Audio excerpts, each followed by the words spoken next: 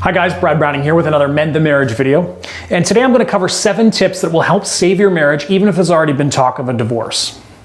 And now before we get started, I'd like to introduce myself in case this is the first time you've come across one of my YouTube videos. As mentioned, my name's Brad Browning and I'm a relationship coach and marriage expert. And I'm also known for my best-selling Mend the Marriage program, which teaches folks like you how to rebuild your relationship with your spouse and save your marriage. After watching this video, I encourage you to leave any comments or questions you may have in the comment section below. I always try my absolute best to respond to all comments, so please go ahead and share your feedback. Okay, let's get started.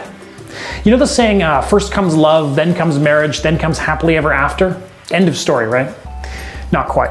While it's true that couples relax a bit after they've said their vows and tied the knot, the reality is that they may also find themselves puzzled if their fairy tale starts slipping away. Many people think that marriage is about marrying the right person, so when things start to go wrong, they begin to worry that they've accidentally married the wrong person.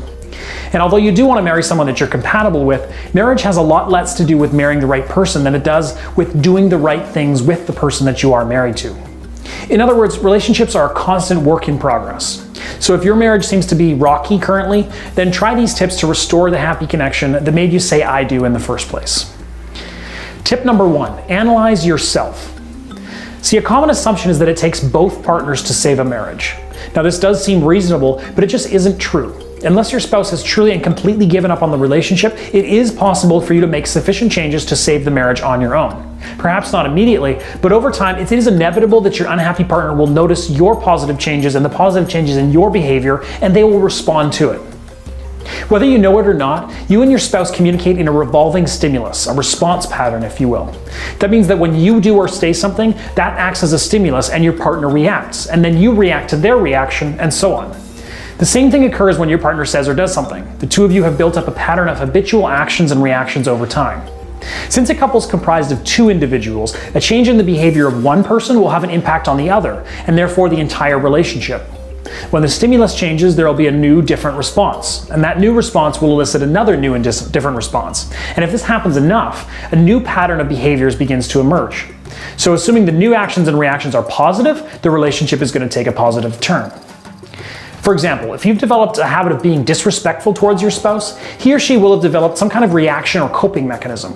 If you stop being disrespectful and stop that type of behavior, he or she won't need to use that coping mechanism, and the reaction to you will change. The simplest step to saving your marriage is to take a frank look at your own behavior and how you can change it, how you communicate with your spouse, and what habits you have that kickstart arguments. Spend some time looking at your relationship and figure out which parts work and which parts don't. Take a moment to imagine a perfect day in your perfect relationship. What would it look like? How would you and your partner interact?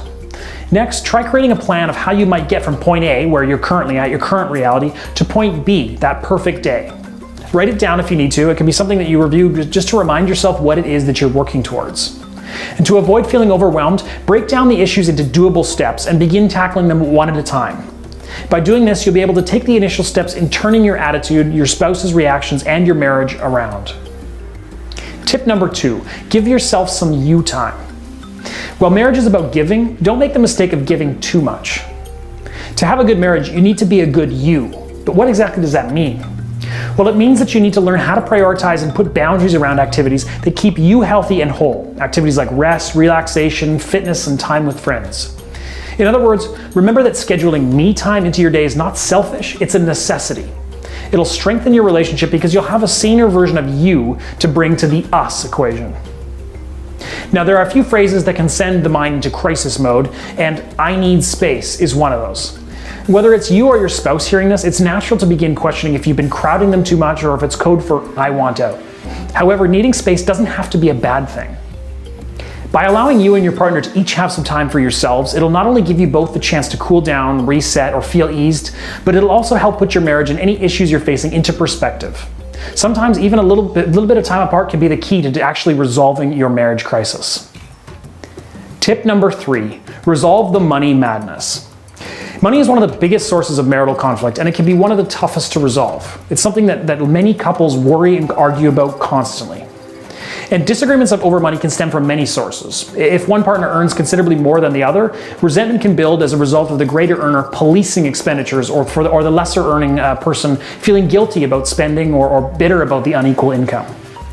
Money can be used and abused for power in a relationship. It can also be a proxy for other points of disagreement or unhappiness in the marriage. Money isn't just dollars or cents in a marriage, it can also represent control, self-worth, or freedom. It can be used as a reward or a punishment.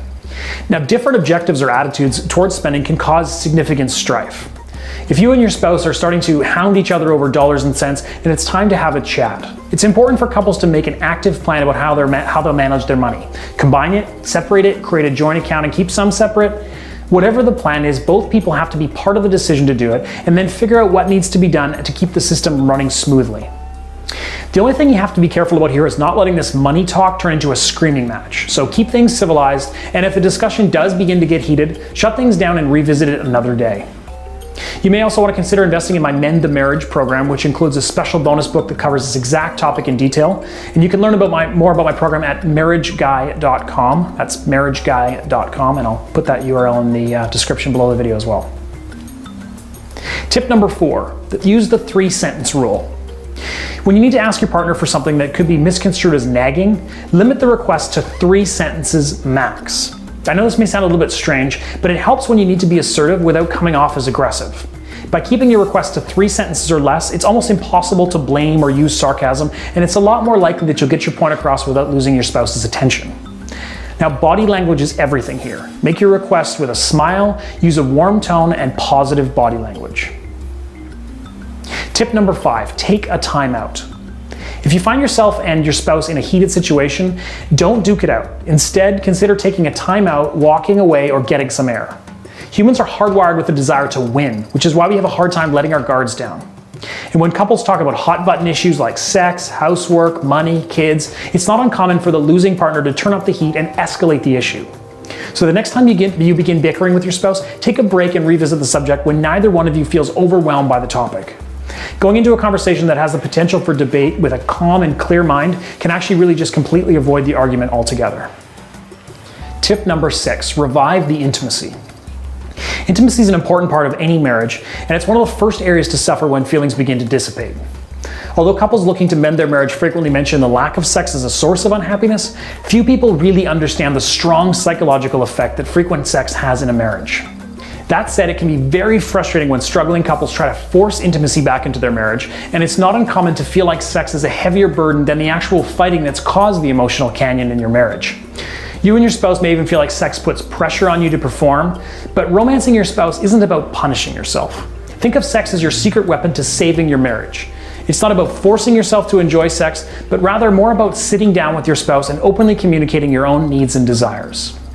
Now, if you find that talking about sex with your partner is too difficult, then head over to my website, marriageguy.com, and watch the free full-length presentation I've got there and talk more about that topic. Again, the URL is marriageguy.com, and you can go check that out after this video. Tip number 7, give up the grudge. It's time to let go of your bad memories, and to do this, you need to be committed. It may sound easy, but believe me, it's often tougher than you might think. Instead of carrying grudges around forever, try to let them go. Give this a try. Write down all the negative memories that are a product of your marriage on a piece of paper. Then set a timer for a certain amount of time, however long you think you'll need to fully let these go. And during this dedicated time, allow yourself to wallow in the misery of these grudges. Savor them. Get angry about them. Mutter about them. Do whatever you need to do to get sick and tired of them. Once you're done, commit to not thinking about these ever again. Realize that these grudges have lost their usefulness, and there is no going back in time to change the course of history. Now, once you're done, toss the lists away and let them go. Not only will you feel relieved and lighter, but by releasing this negative energy, you're also opening yourself up to a clean slate and a fresh start. Now, if you've got any questions about these tips or you'd like my advice on your specific situation, I do offer one-on-one coaching to a select number of clients. You can see my current coaching availability and learn more about my coaching program in general at marriageguy.com/coaching. That's about it for now. I hope that you learned something new and you're feeling confident and excited about trying some of this out for your own marriage. And as always, I really appreciate those of you that take the time to like my videos and subscribe to my channel here on YouTube. And like I said, I'm also really interested in hearing your feedback, so please go ahead and leave me a message below. All right, that about does it. Thanks very much for watching. We'll see you next time.